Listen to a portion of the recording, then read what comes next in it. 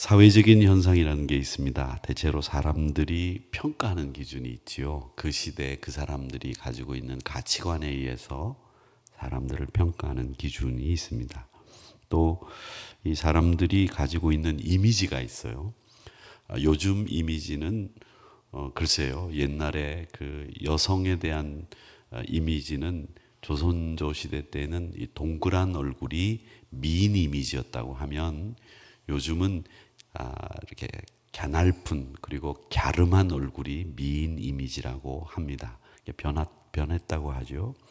그리고 요즘은 이렇게 마른 분들, 이런 분들의 이미지를 굉장히 미인이라고 생각을 하지만 예전에는 퉁퉁한, 통통한 얼굴을 미인으로 사람들의 이미지 속에는 그렇게 판단하고 있었습니다. 이렇게 사람들이 가지고 있는 이미지, 또 기준, 이런 것들이 사회현상이라고 하는 걸 만듭니다. 사회현상. 근데 이 사회현상은 법도 초월할 때가 있고, 이 사회현상이라고 하는 것은 우리 기준, 우리 이성의 판단도 초월할 때가 있습니다. 근데 우리 지금 한국 사회가 이 만들어낸 사회현상이 법도 초월하고 또 우리가 생각하는 이성도 초월하는 일들이 너무 많이 벌어지고 있는 거죠. 또 그 사회현상이 건강하게 만들어지면 괜찮은데 우리처럼 이렇게 네 편, 내 편을 나누고 또 분노로 일관돼서 보복하는 심리에 젖어 있는 이 한국 사회가 만들어내는 사회 현상은 굉장히 건강하지 못하다. 저는 그렇게 판단을 하고, 또 그런 현상이 벌어지게 되면 이 법에 따라서 세상이 움직이는 게 아니라 사회 현상에 따라 세상이 움직이고 여론이 움직입니다. 그게 대세인 것처럼 생각하고 그게 진리인 것처럼 생각하는 기현상이 벌어지게 되죠. 이런 것들이 지금 한국 사회를 병들게 하고 있다, 이렇게 보는데, 이 사회 현상 중에 하나가 이상할이 많지 이 기독교에 대해서 우호적이지 못합니다. 기독교인들조차도 교회와 성도들에 대해서, 특히 목회자들에 대해서 반감을 가지고 있는 경우가 많습니다. 그 가운데는 이 기독교 안에서 자기 혼자 의로운 척하는 몇몇 목사님들의 발언과 행태들이 여기에 일조하고 있다고 저는 봅니다. 자신들은 사모님이 회사 사장님이고 또 유수한 기업에 운영하고 있는 분이면서 다른 목사들보다도 자기는 의로운 척, 자기는 교회에서 아무것도 안 받는 것처럼 그렇게 이야기를 하고, 또 그리고 자기 혼자 굉장히 깨끗한 척 이야기를 하는데 실상은 자기가 그 안에서 보이지 않는 곳에서 누리는 것은 우리가 알기로도 우리보다 몇 배 더 이상 호화로운 생활을 하면서도 유튜브에 나와서는 굉장히 의로운 척 하면서 그렇게 살지 못하는 목사들은 다 나쁜 목사처럼 말하는 몇몇 목사들의 행태들이 이 기독교를 더 어렵고 핍박받고 박해받는 종교로 만들고 있다라는 겁니다.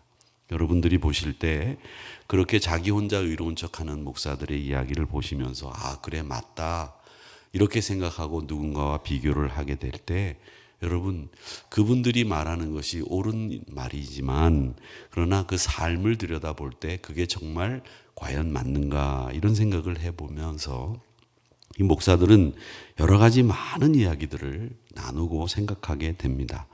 이게 일종의 기독교에 대한 사회적인 핍박이 만연되어 있다고 보는 현상들이 지금 우리 주변에서 일어나고 있습니다. 그러면 이런 일이 지금만 있었느냐 하면 그렇지 않습니다. 기독교에 대한 핍박은 초대교회 때부터 아주 활발하게 기독교를 핍박하는 일들이 있었습니다. 심지어 기독교가 어떤 핍박을 받았느냐, 근친상간을 한다는 오해도 받았습니다. 왜냐하면 교회 공동체 안에서는 부인을 부인이라고 부르지 않고 교회 공동체 안에서는 무조건 남자는 형제, 여자는 자매라고 불렀습니다. 자기 부인을 향해서도 자매라고 불렀습니다. 그러니까 여러분, 우리가 교회 안에서 공식적인 호칭이 있습니다. 장로님, 권사님, 집사님. 교회 안에서 부르실 때 혹 남편이라고 할지라도 장로님이라고 부르는 것이 저는 맞다고 생각하고요.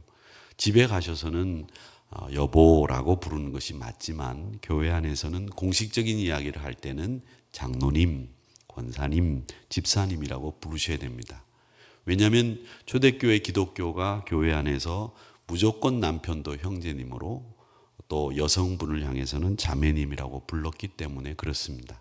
교회 공식 호칭이 그래서 이분들이 같이 형제라고 자매라고 부르던 분들이 같이 들어가서 함께 사는 것을 보면서 오빠와 누이가 같이 사는구나 이렇게 오해를 했을 정도로 초대 기독교의 호칭 때문에 이런 핍박이 있었던 경우가 있었습니다.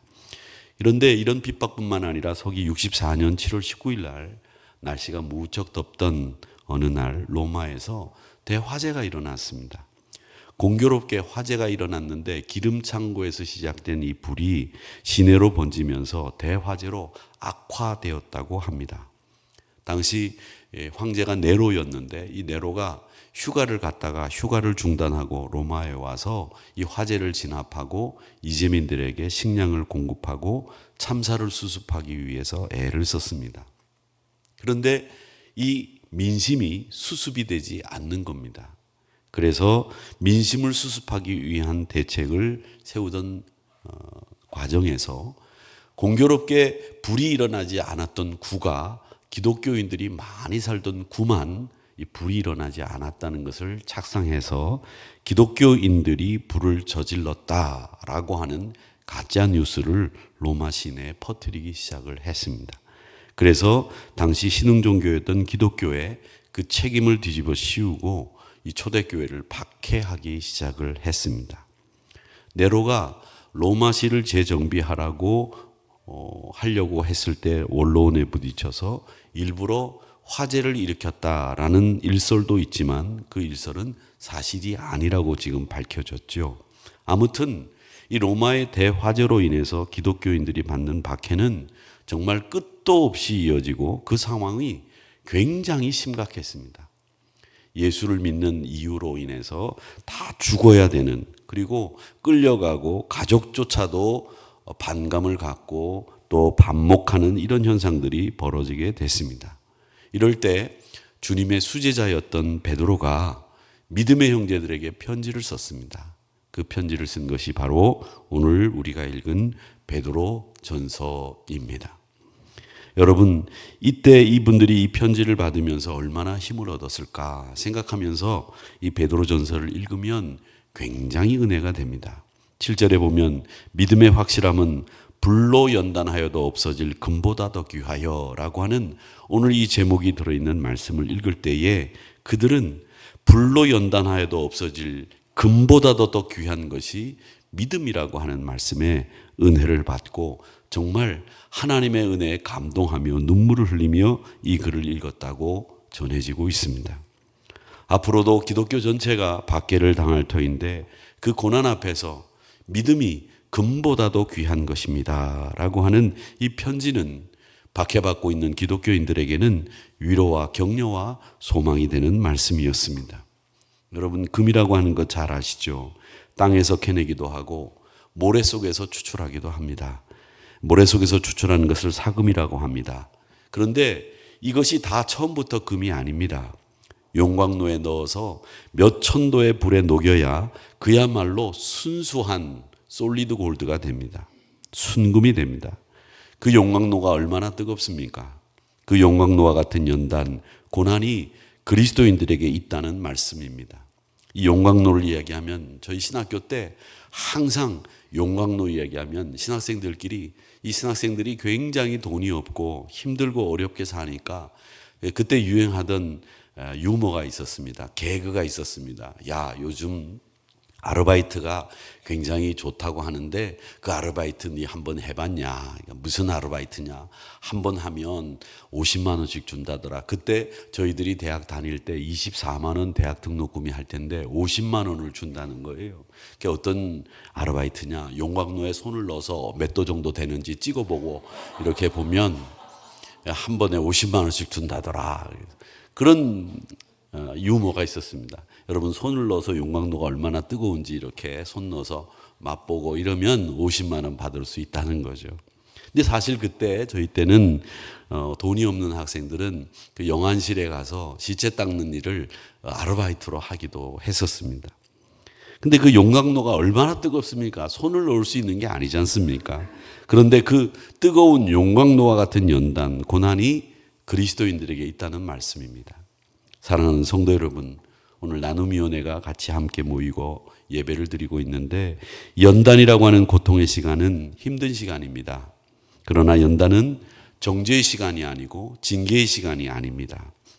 훈련의 시간이고 죄책의 시간이 아닙니다. 우리를 더 강하고 하나님 앞에서 반듯하게 만들기 위한 하나님의 훈련의 시간이고 하나님을 더 가까이 할 수 있도록 우리의 마음 문을 여는 시간임을 꼭 기억하시기를 바랍니다. 그러기에 연단을 받을 때 자책하지 마십시오. 내가 이런 것을 잘못해서 이런 벌을 받는구나. 제가 늘 말씀드리지만 하나님의 백성들에게는 형벌이 없습니다. 오직 하나님의 백성들에게는 징계만 있는 것인데 그 징계는 사랑하는 아들에게 주시는 하나님의 사랑의 매다 이렇게 말씀드렸습니다. 우리 그리스도인들에게는 저주나 형벌 없습니다. 오직 징계와 연단만 있을 뿐이다. 이 분명한 확실은 여러분 심령 속에 꼭 새겨두시기를 바랍니다. 그래서 이 연단의 시간에는 제일 필요한 두 가지가 있는데 그게 하나가 감사고 그게 또 하나가 인내입니다. 감사는 뭘 알게 해주냐면 내가 고통받는 이유를 알게 해주는 것이 감사입니다. 또 내가 고통당하는 선명한 이유를 감사를 통해서 발견하게 됩니다. 그리고 또 인내는 고통 속에서 내가 얼마나 연약하고 얼마나 허물 많은 존재인지를 깨닫게 해주는 것이 이 연단 속의 인내라고 하는 겁니다. 그러니까 인내는 우리가 고통의 이유를 감사를 통해서 발견하게 되면 내가 얼마나 허물 많고 죄 많은 인간인지를 인내를 통해서 발견하게 되는 이 감사와 인내가 이 연단 속에 꼭 필요한 신앙의 덕목이라고 하는 것을 기억하시기를 바랍니다. 그래서 감사함으로 하나님 앞에 내가 이렇게 연단받는 이유를 발견하게 되고 인내를 통해서 연단 속에서 내가 이걸 이겨낼 수 없는 허물 많은 존재이고 연약한 존재라고 하는 것을 발견하면서 하나님을 더욱 의지할 수 있는 힘을 갖게 되는 능력의 성도들이 되시기를 주님의 이름으로 축복합니다. 그런데 사실 연단 받으면서 감사하고 인내하기가 쉽지 않습니다. 정말 어렵습니다. 그러나 기억하십시오. 대장장이가 여러분 벌겋게 달궈진 새를 망치로 내리치는데 요즘은 이 대장장이들이 이 철을 망치로 내리치는 것을 이렇게 본 적이 없습니다. 혹시 용인 민속촌에 가면 요즘 그런 것이 또 재현되고 있는지는 모르겠습니다만은 저만 해도 어릴 때 이 대장장이들이 철을 내리치는 것을 본 적이 있습니다. 근데 그렇게 철을 내리칠 때 쇠를 달구어진 쇠를 망치로 막 내리친다고 해서 그 벌겋게 달구어진 쇠가 부서지거나 깨지지 않습니다. 무섭게 내리쳐도 아무리 많이 쳐도 쇠덩이는 부서지지 않고 쇠덩이는 자기의 모양을 만들어 갑니다. 그게 바로 연단입니다. 그러니까 이 말씀을 드리는 이유는 연단에는 여러분 패배나 좌절이 없습니다. 연단에는 그리스도인에게는 훈련이고 또 패배가 있는 연단은 그리스도인의 연단이 아닙니다. 여러분 꼭 기억하십시오. 연단 속에 감사와 인내를 통해서 내가 하나님 앞에 감사해야 될 이유와 이 연단의 이유를 발견하고 또 나의 부족함을 깨닫고 그러면서 이 그리스도인의 연단은 패배가 없는 연단입니다 라고 하는 것 기억하시고 항상 징계는 있을지라도 형벌과 저주는 없는 연단 속에 우리 그리스도인들이 놓여 있을 때 감사와 인내로 이겨나가시는 여러분들이 되시기를 주님의 이름으로 축복합니다. 본문 6절의 말씀에 보면 그러므로 너희가 이제 여러 가지 시험으로 말미암아 잠깐 근심하게 되지 않을 수 없으나 오히려 크게 기뻐하는도다. 여러분 이 말씀은 정말 중요한 말씀입니다. 이 말씀에 토시 하나도 놓칠 수 없는 은혜 받게 하는 말씀이 바로 이 말씀입니다. 제일 먼저 우리가 은혜 받아야 될 말씀은 여러 가지 시험이라는 말입니다. 이 시험이라고 하는 말, 소아시아 지방에서 나그네로 살고 있는 사람들이 바로 이 편지의 수신자들입니다. 그런데 이 나그네로 살고 있는 기독교인들에게 두려운 게 얼마나 많이 있겠습니까? 예상되는 질병과 가난과 박해, 신앙적인 위기, 이런 여러 가지 시험이 닥쳐오면 삶이 송두리째로 흔들리게 됩니다. 여러분, 시험이 한 가지이면 얼마나 좋겠습니까? 그런데 시험은 한 가지만으로 찾아오지 않습니다. 여러 가지입니다. 경제적인 시험이 있는가 하면 영적인 시험이 있고, 건강의 시험이 있고, 자녀의 시험이 있고, 사업을 하시는 분들에게는 사업의 어려움으로 시험을 당하게 되고, 직장 생활 하시는 분들은 이 직장이 좋다고 해서 왔는데 지난번 직장에 있었던 나쁜 상사가 이 직장에도 오니까 꼭 있습니다. 그 나쁜 놈이 저기만 있는 줄 알았더니 여기도 있습니다. 직장 다니기가 싫습니다. 항상 바보짓을 혼자 하는데 제일 똑똑한 척하는 상사가 여러분 직장에 있으시지요? 없으십니까? 다행입니다. 우리 목사님들 왜 말 안 하세요?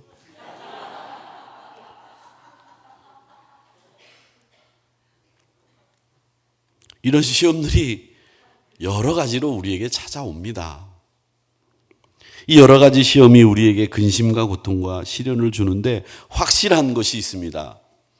여러 가지 다양한 종류의 시험이 있는데 확실한 게 있어요. 오늘 말씀 보세요. 뭐라고 얘기하고 있습니까? 잠깐 근심하게 되지 않을 수 없으나. 잠깐이란 말을 여러분 동그라미 쳐놓으세요. 잠깐.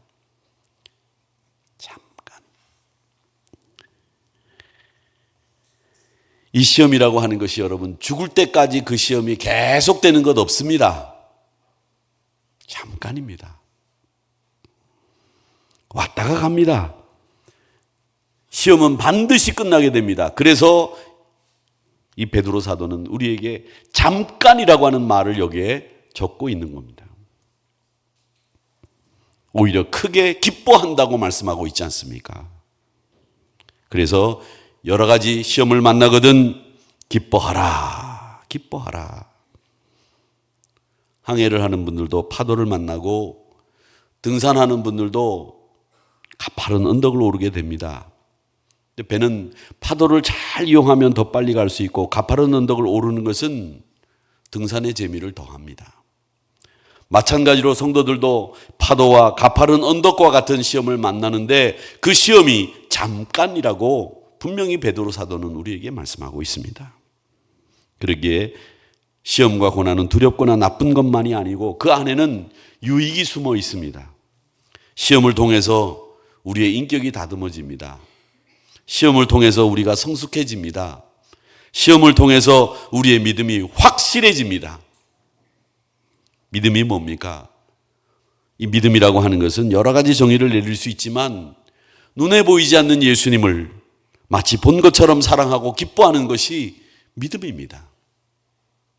베드로처럼 예수님을 직접 만난 분이 계시고 체험한 분도 계십니다. 예수님을 보지 못한 우리가 예수님을 눈으로 본 것처럼 기뻐하고 그를 사랑하는 것, 따르는 것, 그게 믿음이에요. 주의 재림까지 우리는 주님을 눈으로 볼 수 없습니다. 그러나 눈으로 본 것 같은 믿음으로 살아갈 수 있는 것, 그게 우리의 믿음인데 그 믿음 때문에 우리가 오늘 여기에 있는 것이고 그 믿음 때문에 우리가 사는 것이고 그 믿음 때문에 우리가 목숨도 걸 수 있는 거고 그 믿음 때문에 우리의 선배들이 오늘 우리에게 이 아름다운 공동체를 물려주신 겁니다. 오늘 3절의 말씀에 보면 우리 같이 한번 읽어보겠습니다. 시작. 우리 주 예수 그리스도의 아버지 하나님을 찬송하리로다. 그의 많으신 긍휼대로 예수 그리스도를 죽은 자 가운데서 부활하게 하심으로 말미암아 우리를 거듭나게 하사 산 소망이 있게 하시며 아멘. 산 소망은 살아있는 소망이죠. 이 소망은 그리스도이며 부활에서 비롯된 거예요. 무덤에서 부활하신 예수님을 믿기 때문에 죽음을 이기고 영생을 소망하는 믿음을 가지는 겁니다. 소망 그러면 사람들이 이런 생각해요. 이걸 단순히 낙관적인 생각을 하는 것이라고 생각합니다. 여러분, 낙관이 소망이 아니에요. 낙관하십시오. 긍정하십시오. 근데 그게 소망이 아니에요. 소망이라고 하는 것은 고통스러워도 반드시 하나님이 우리를 선으로 인도하시고 최고의 곳으로 인도하신다고 하는 확신, 이게 소망입니다. 예를 들어서 병상에서 눈을 감지 않고 하나님을 신뢰하는 환자의 모습에서 우리는 소망을 보는 거예요. 사업이 어렵고 가정이 어려운데도 예배를 지키는 성도들의 모습에서 살아있는 소망을 보는 거예요. 어려움을 당하고 힘들어서 가만히 있어도 울음이 터져 나오는 상황에서도 예배의 자리를 지키며 찬송하는 그분들을 보며 산 소망이 바로 저런 거구나 보는 거예요. 베드로는 우리가 예수님을 보지 못했지만 사랑하고 믿고 기뻐한다고 말합니다. 눈에 보이지 않지만 말씀을 통해서 살아계신 주님을 만나고 그 믿음이 우리를 세상과 구별되게 만들고 그 믿음이 있기 때문에 그 어려움 가운데서도 이겨내고 주님은 바라보면서 아멘, 아멘, 말씀대로 살겠다고 다짐하며 나가는 것. 그게 산소망의 증거지 뭐가 산소망의 증거겠습니까? 사랑하는 성도 여러분, 낙관하십시오. 그러나 그 낙관을 뛰어넘는 산소망의 주인공들이 여러분 되시기를 축원합니다. 눈으로 보지 못한 주님, 그 주님이 나를 위로하시고 그 주님이 나를 보듬어 주시고 그 주님이 이 어려운 가운데서도 나를 산소망의 자리로 인도해 주시는 것을 기뻐하시면서 눈에 보이지는 않지만 말씀을 통해서 살아계신 주님 만나고 그 믿음으로 세상과 구별된 삶을 살면서 살아있는 소망을 보여줄 수 있는 여러분들이 되시기를 주님의 이름으로 축복합니다. 근데 우리는 이 믿음을 가지고 살면서도 가끔 의심을 합니다. 의심이 제일 나쁜 거죠. 신앙생활 하는 데 있어서. 우리가 도마처럼 의심을 하고 삽니다. 요한복음 21장 보면 부활하신 예수님이 꼭꼭 잠겨있는 문을 통과하시고 제자들에게 나타나셔서 야, 평안하냐 이렇게 선포하시죠. 그렇다고 하면 그리스도의 부활은 영의 부활이냐? 아닙니다. 손이 있으셨고 옆구리를 보이셨습니다. 육체의 부활도 있으셨습니다. 그런데 우리와 같은 육신의 부활이 아니라 그걸 우리는 부활체라고 해서 육과 영이 있으되 우리의 지금의 몸과는 다른 부활의 모습으로 나타나셨다라는 것을 알 수 있습니다. 그 부활을 전파하기 위해서 파송의 말씀과 함께 숨을 내쉬면서 성령의 은사를 제자들에게 더하셨는데 그 부활하신 주님이 나타나신 그 자리에 도마가 있었습니다. 이 도마는 말은 들었는데 진짜 예수님을 딱 보니까 이 부활이 의심이 되는 거예요.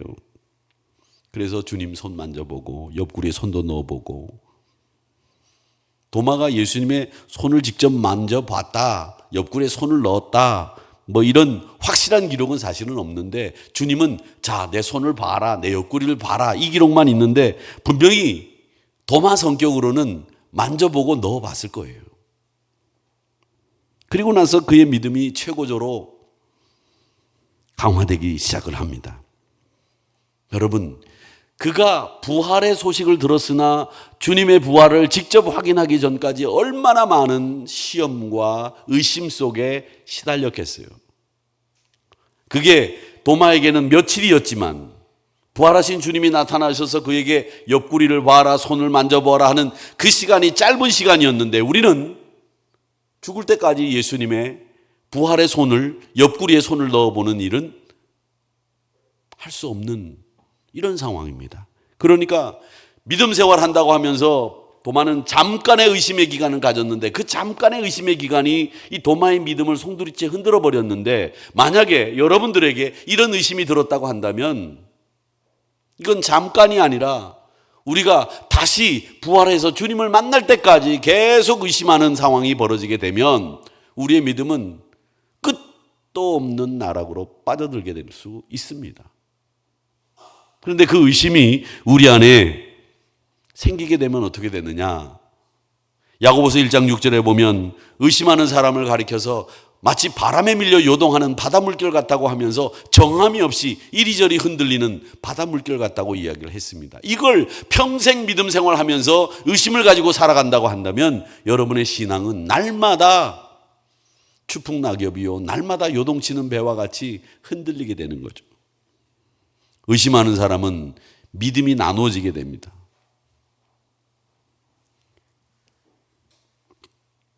이 의심하는 것을 우리 믿음 생활에서 제거하지 않으면 우리의 의심은 우리의 믿음을 자꾸 갉아먹게 되는 겁니다.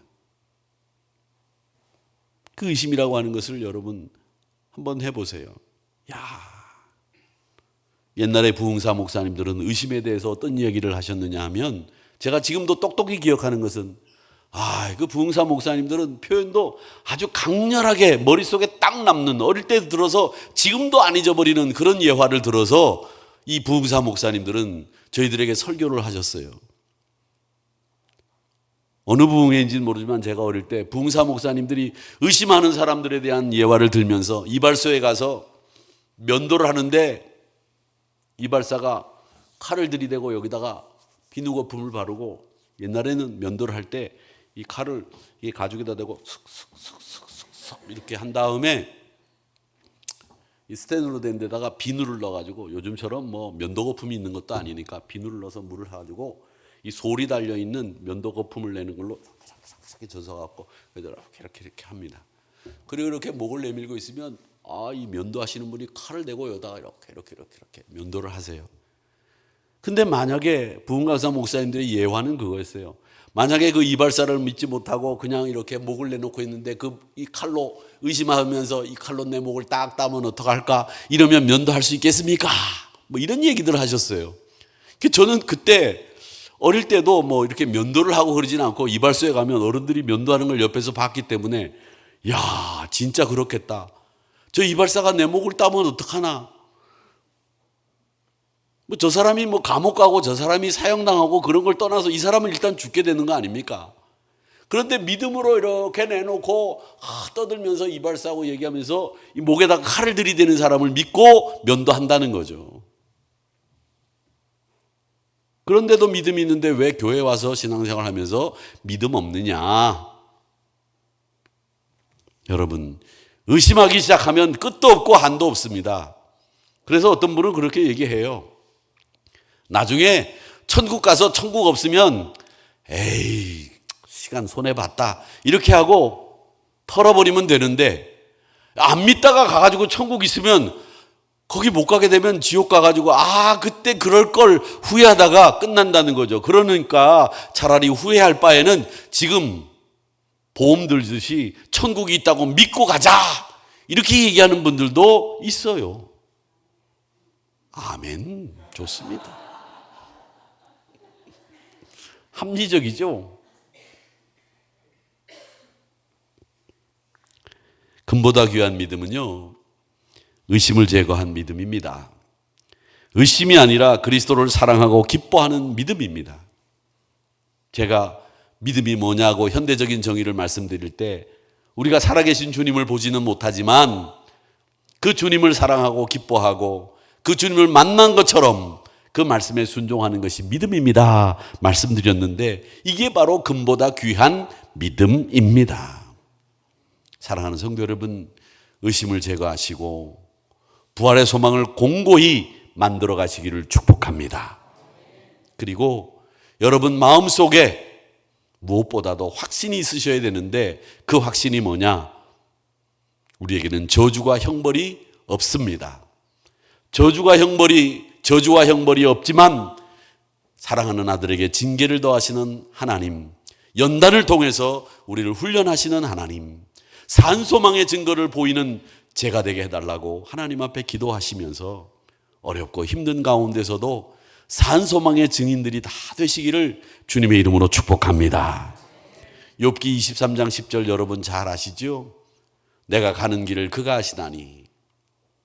내가 가는 길을 어떤 길인지 하나님은 다 알고 계시다는 거죠. 그렇기 때문에 그가 나를 단련하신 후에 내가 정금같이 순금같이 되어 나오리라. 욥의 이 고백은 욥이 당한 고난을 생각해 보면 고개를 끄덕거리게 되는 고백입니다. 예전에 개역 성경에는 정금같이 되어 나오리라 되어 있었는데 정금이 이제는 쓰지 않는 단어라 해서 순금이라고 말이 바뀌었습니다. 조금 세상적인 말처럼 들려요. 순금? 18금? 14금이 되어 나오리라? 순금이 되어 순금같이 되어 나오리라. 그래서 저는 이 개역 성경이 좋을 때가 많은 것 같아요. 그래서 그 요한복음 4장에 나오는 영과 진리로 예배할 때가 오나니라는 말씀보다 신령과 진정으로 예배할 때가 오나니라는 개역 성경이 훨씬 더 은혜가 되는 말씀인 것 같은데 오늘 이 말씀도 개역 성경은 정금이라고 되어 있는 말씀이 훨씬 더 좋은 것 같아요. 그래서 제가 정금이라고 먼저 읽었습니다마는 내가 가는 길을 하나님이 아십니다. 그렇기 때문에 그가 나를 훈련시키시고 단련하셔서 나를 정금같이 나올 수 있도록 만들어주시는 하나님이라고 하는 것을 기억하시면서 늘 승리하시고 금보다 귀한 믿음으로 살아가시는 여러분 되시기를 축복합니다. 제가 여러분 예배 전에 이렇게 여러분 얼굴을 뵈면서 여러분들 한 분 한 분이 얼마나 힘들고 어렵고 고단한 삶을 살고 있는지 쭉 생각해 봤습니다. 그런데도 이 시간 하나님 앞에 나와서 예배드리며 부족한 사람의 말을 설교 말씀이라고 들으면서 은혜 받았다고 말씀해 주시는 여러분들이 참 고맙고 감사하다라는 생각이 들었습니다. 여러분 오늘도 귀한 은혜 속에서 승리하시기를 바라고 힘들고 어려운 가운데에서도 여러분 마음속에 우리 예수님을 향한 강하고 확실한 믿음 가지시고 승리하시기를 주님의 이름으로 축복하면서 믿음에 더욱 공고한 여러분들 되시기를 주님의 이름으로 축복합니다.